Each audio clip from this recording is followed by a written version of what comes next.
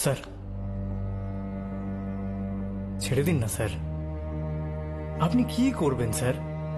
কাজে আসবেন, মাইনে নেবেন, আর বাড়ি গিয়ে এইসব ছেড়ে বউ বাচ্চার সঙ্গে সুখে থাকবেন।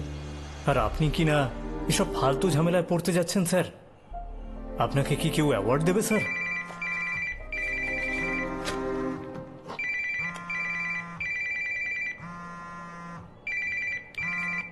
Yes sir. ওই যে মার্ডার হয়েছে তার ভিকটিমকে জানতে পেরেছো? স্যার, পোস্টমর্টম রিপোর্টের অপেক্ষা করছি। ক্রাইম সিন রিপোর্ট থেকে কিছুই জানতে পারোনি নাকি? স্যার,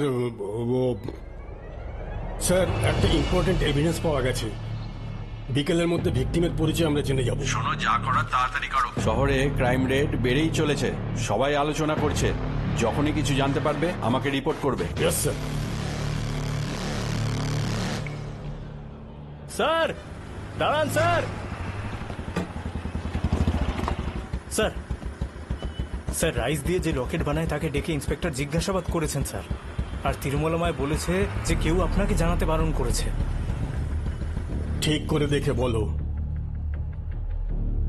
স্যার, এটা আমি বানাইনি। না স্যার, আমি বানাইনি। আমার ডাউট হচ্ছে।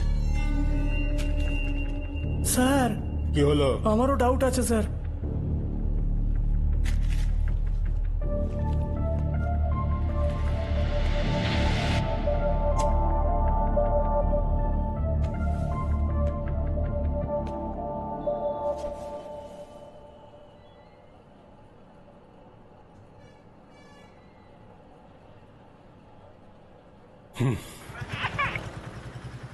হ্যাঁ বলো ভাই। স্যার আপনি কোথায়?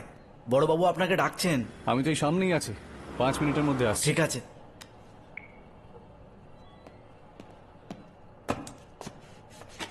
Postmortem report sir.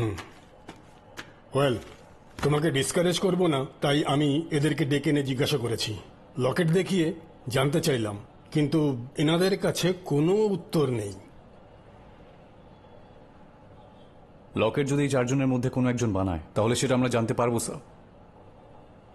কিভাবে? তোমরা সবাই রাইসের ওপরে মাল্লি নামটা লিখে দেখাও।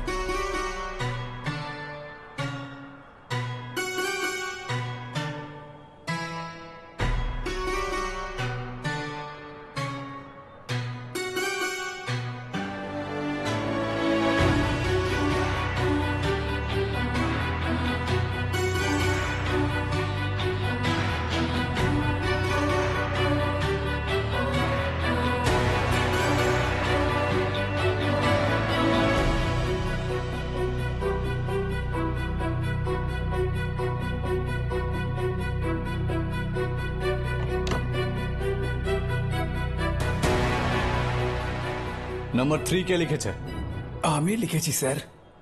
স্যার, এই লকেটটা উনিই বানিয়েছেন স্যার। হ্যান্ড রাইটিং একদম ম্যাচ করে গেছে। তুমি থাকো, আর বাকি সবাই যেতে পারো। ঠিক আছে স্যার। শোনো, তুমি এটা কার জন্য বানিয়েছো একটু ভেবে বলো, নয়তো তোমাকে খুনি বানিয়ে জেলে ঢুকিয়ে দেবো আমি। আরে আরে স্যার, আমি একদম ঠিক বলছি স্যার। আমাকে একটু সময় দিলে আমি ভেবে বলতে পারবো স্যার। নিয়ে নাও, কিন্তু ঠিকঠাক উত্তর আসা চাই। ঠিক আছে স্যার। বুঝিয়ে পাঠাও ওকে একে। স্যার। স্যার, ভিকটিম পুরুষ না মহিলা? কিন্নর। চলো যাও।